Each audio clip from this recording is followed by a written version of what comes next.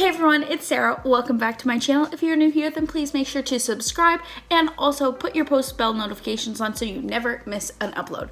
Hi, my name is Sarah. I was diagnosed with type 1 diabetes on August 7th, 2014, and here on my channel I like to share the highs, the lows, and everything in between when it comes to my life with type 1 diabetes. If you follow me on Instagram, which shameless plug, you totally should. Here's my Instagram handle. You'll have seen yesterday I posted this picture. And this picture, I was talking about having a really bad and difficult day with my type 1 diabetes. Yeah, so yesterday was just like a really shitty day that I had. I was overwhelmed, I was sad, I was tired, I was angry, I was frustrated. I was just feeling all of the emotions, and I was just so angry because nothing that I did seemed to work. I think I might have taken like 100 units of like Nova Rapid insulin, like fast acting insulin, and you'll see on my chart, I'll have a picture up here, you'll see on my chart it goes like this, and then big drop, and then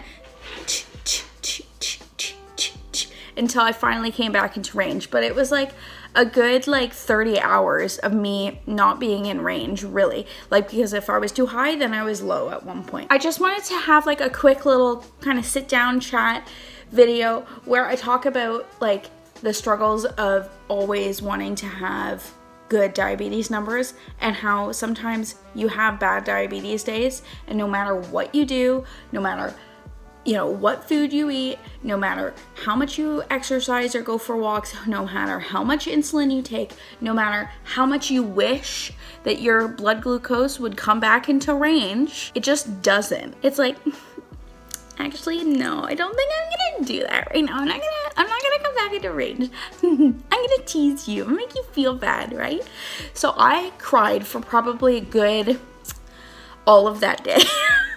To be totally honest with you guys, I cried all day. I was so frustrated. My glucose numbers were just kind of like souring everything else that was going on in my life. I had the art show that was going on, and I had sold a piece, and I was like super excited about that. And then the rest of the day I was just like, actually, no, I'm not excited about that because all of my other pieces haven't sold out. And I was just like being stupid, to be frank with you. Bad diabetes days happen. I know that I'm gonna get a comment saying, oh, well, just eat low carb, it's because you're fat, blah blah blah. I'm just saying that it is normal for people to have bad diabetes days, and unless you are that person and you know what's going on in that person's life, I don't want to hear your comment about whether or not they need to be eating low carb, because that is just going to make them angry to begin with, okay? Like, just shut up. Shut up. On Wednesday night, I was having really bad like pains and cramps,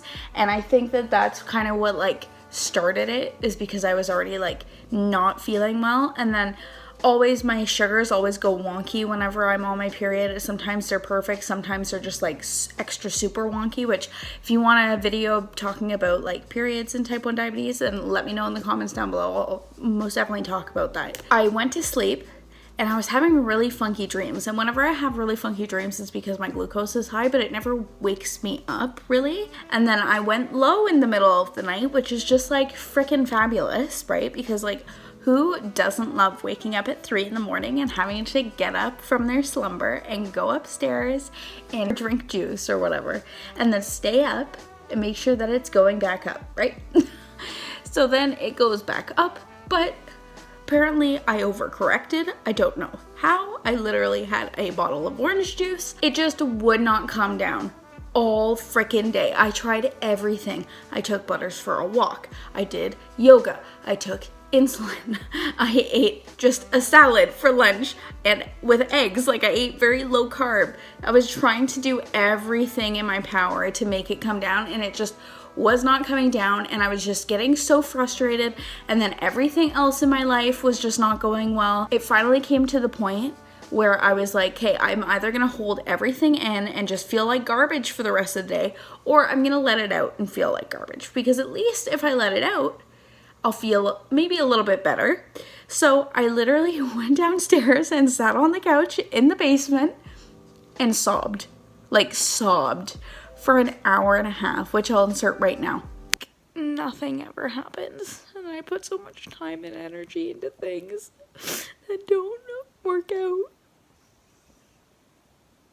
I'm just having a really, really bad day right now. Yeah, it was not a good time. I was just not doing well. Some of the things that I wanted to talk about that could help when you guys are having a bad diabetes day, maybe they might not help fully lower your blood glucose, but they will make you feel better, okay? Very first thing that I like to do when I'm having a bad diabetes day is I like to snuggle my dog. Find anything that you can snuggle to make you feel better. Butters always makes me feel better whenever I am having just like any kind of like frustration. So another thing that you can do is go for a walk, okay? And I know that this is just like basic advice, but actually getting out into nature, if you've got like a nice forest trail like I do, or even if you just go around the block in your neighborhood a couple times, if you've got a small block, just getting outside and getting that fresh air, just like it helps bring endorphins into you. It makes you feel a little bit calmer. If you take some deep breaths while you're going for a walk, that always helps. Another thing that you can do is just like play some of your favorite video games or watch some of your favorite movies or TV shows on Netflix and just get cuddled up and make yourself feel a little bit better in this little warm cocoon that you guys could have with your blankets.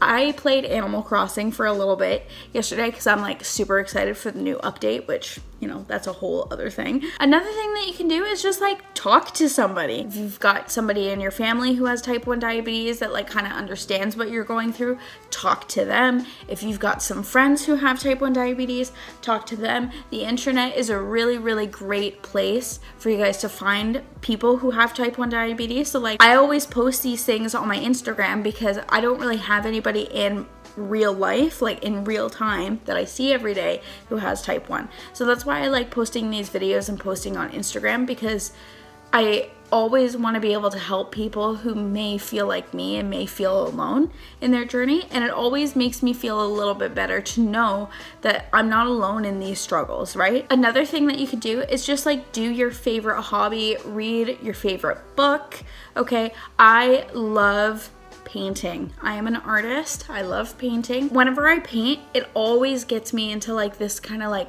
relaxed state of mind, and it always makes me feel so much better. So if you've got something that you really love to do, if you love to play soccer, if you love to play piano, if you love to play another type of instrument, or you like to draw, or whatever it is, do your hobby. Do something that makes you super, super, super happy. Another thing, I've got like so many things.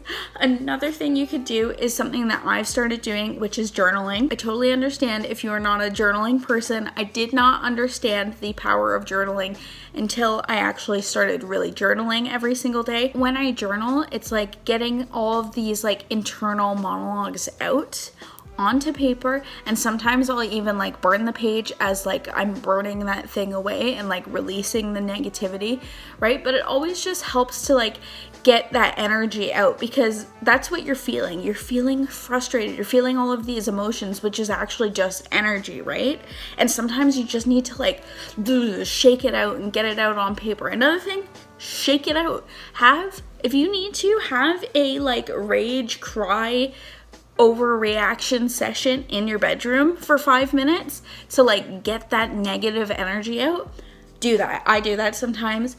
I sometimes will do like rage rituals and just like punch the pillow like repeatedly for 5 minutes, and it always makes me feel a lot better. When you're having a bad diabetes day, it's not even fully just about your glucose numbers. It's the way that those glucose numbers are making you feel. It's just like constantly feeding into like this negativity, this toxicity with your numbers and around your numbers, especially since we've been conditioned for our entire lives to be like, oh, well, if you're not having perfect numbers, then you're a bad diabetic, right? No, you are having a bad diabetes day. That does not define you as a diabetic. I want to make that very clear.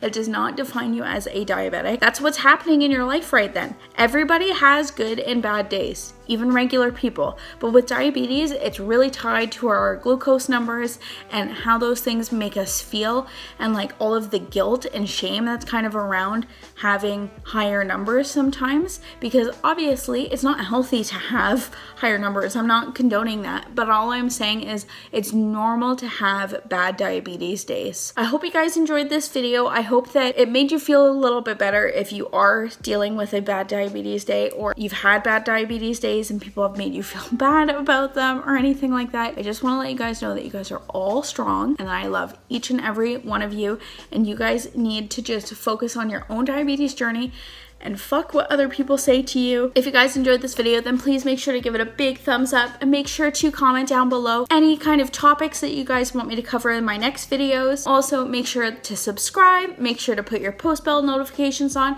and I'll see you guys in my next video. Bye!